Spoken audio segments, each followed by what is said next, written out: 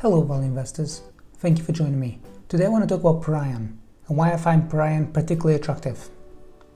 If you haven't done so already, don't forget to check out my marketplace on Seeking Alpha. It's called Deep Value Returns. I'll tell you the stocks I own and why, and what I'm looking at right now is particularly attractive.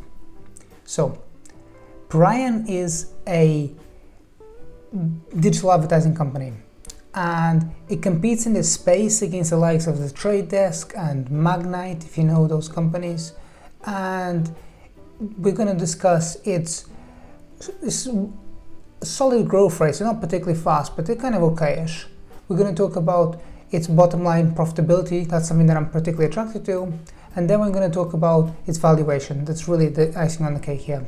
So let's get started. So before we kick this off, Perion has a 3-year target of growing its top line by 15%.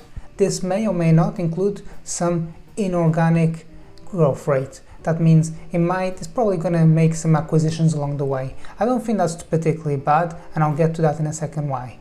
But the figure I want you to keep in mind is that 2023, Perion has a revenue target of 500 million.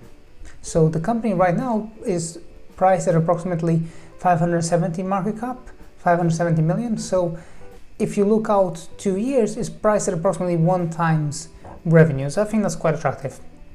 Okay, so I haven't shown in this graph, but if you look back, Perion hasn't been a consistent performer. So it has had some good aspects and then it's kind of fallen back on itself. But the last several quarters, it's moving along quite consistently. Q2 of last year, like many other companies, struggled in the advertising space, but it seems to have moved on.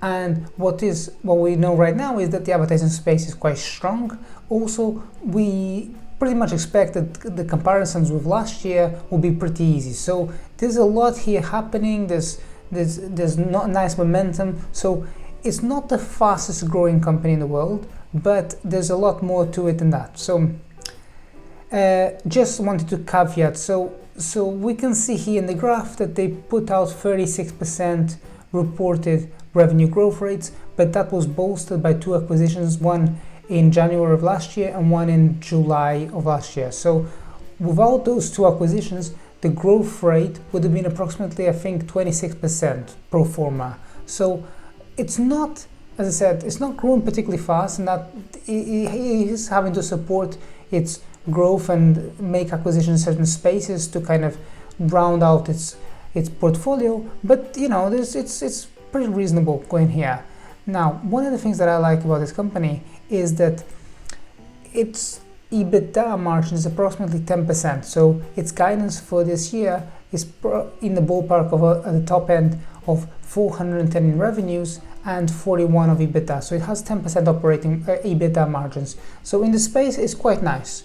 But what I find particularly attractive at the most is that its Ebitda converts into cash flows. You can see that they made approximately, I think it was 8 million of Ebitda in the quarter, and the cash flows were 13 million. So there's a strong Ebitda to cash flow conversion. I admit that half of that was working capital adjustments, but even if we just take a more wholesome view, there is a strong cash flow generator here.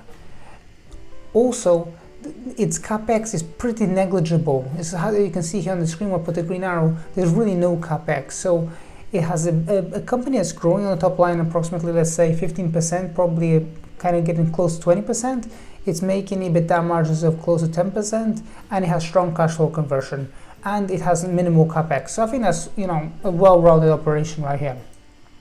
Now, the company is priced at, as I said at the start, roughly this year at 1.4 times this year's sales. So if you look at other peers in this space, if you compare with Magnite has had a lot of large acquisitions last year that's kind of makes its revenue growth rates this year look a lot better. But if we take a more kind of wholesome and pro forma view on it, it's kind of priced around about 10 times forward sales. So Magnite is one company that's priced at 10 times forward sales.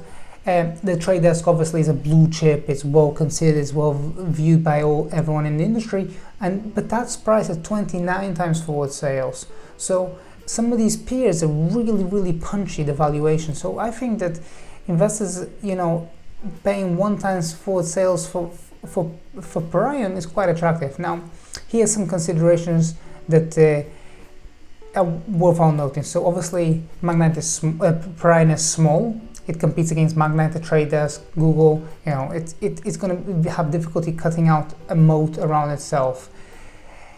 As you might know, Alphabet is phasing out cookies, so Perion and others in the space really have to try and figure out some way of working in a cookieless world. So that's going to cause some kind of headwind that many of these players will have to navigate. Perion is a foreign company. Some investors may be view that a bit skeptically. I don't see a big problem with that, but some investors may have some considerations that will start putting a premium on its valuation. So hope you found this video useful. Don't forget to check out my marketplace, okay? Seeking Alpha, deep value returns. I'll tell you the stocks I own and what I'm looking at right now. See you soon.